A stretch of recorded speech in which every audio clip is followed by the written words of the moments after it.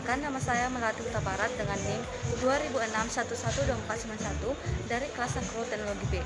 Di sini saya akan menjelaskan video praktikum agroekologi, yaitu yang berjudul tentang pengamatan. Tujuan dari pengamatan ini yaitu agar kita tahu seberapa jauh pertumbuhan dan perkembangan dari tanaman yang kita tanam. Adapun pengamatan ini dilakukan satu minggu setelah tanam, yaitu dimulai dari tanggal 16 April sampai tanggal 30 April 2021. Adapun tanaman ini ditanam di Jalan Bangosakti, Gang Bangojaya, Pekanbaru. Tanaman jagung merupakan tanaman yang sangat populer, yang merupakan bisa kita gunakan untuk bahan pokok dan juga industri. Seperti yang kita tahu, di mana praktikum agroekologi ini kita menggunakan tanaman jagung untuk melakukan praktikumnya. Di mana tanaman jagung ini saya tanam di lahan dengan 2 bedengan, di mana masing-masing bedengan itu berukuran 2 x 1 meter. Dalam satu bedengan kita menggunakan jarak antar tanaman yaitu kira-kira 30 cm. Dalam satu bedengan saya mendapat 8 lubang dalam satu bedengan. Nah, untuk satu lubangnya saya memasukkan 2 bibit jagung. Dalam pembuatan bedengan ini kita jangan lupa untuk membuat drainase agar tanaman kita tidak banjir atau terlalu banyak mengandung air jika datang hujan. Dalam menunjang pertumbuhan dan perkembangan tanaman jagung, kita akan memberikan beberapa perlakuan, yaitu diantaranya yang pertama penyiangan, pemupukan, penyiraman, dan penyemprotan. Nah, penyiangan untuk tanaman jagung ini sangat diperlukan agar mencegah datangnya gulma kepada tanaman, agar tanaman tidak bersaing dalam hal menyerap unsur hara dengan gulma. Yang kedua yaitu penyiraman.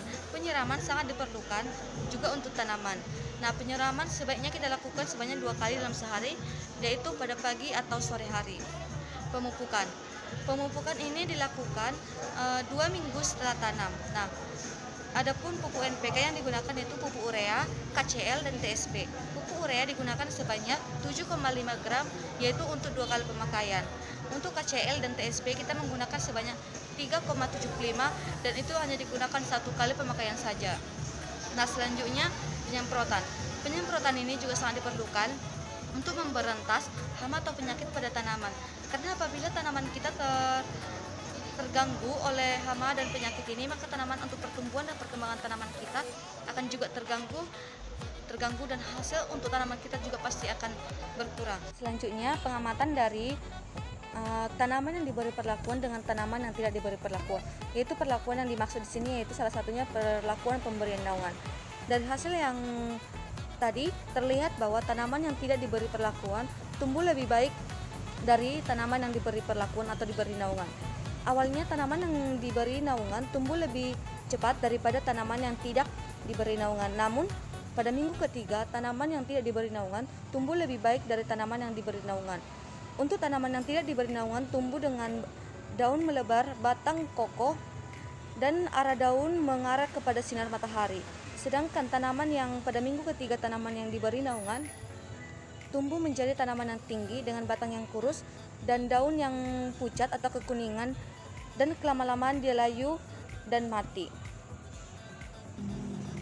Hal ini menunjukkan di mana tanaman yang tidak diberi naungan tumbuh lebih baik dari tanaman yang diberi naungan, karena tanaman yang tidak diberi naungan mendapat energi matahari secara langsung agar dapat melakukan fotosintesis dalam memenuhi kebutuhannya. Sedangkan tanaman yang diberi naungan tidak mendapat energi secara langsung sehingga menghambat dalam proses fotosintesis.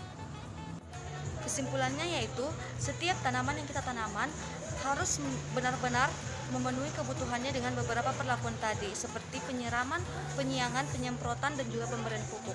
Karena apabila tanaman tidak terpenuhi dengan perlakuan tadi yang saya sebutkan, maka tanaman itu akan tumbuh tidak bagus atau tidak baik, bahkan akan mati.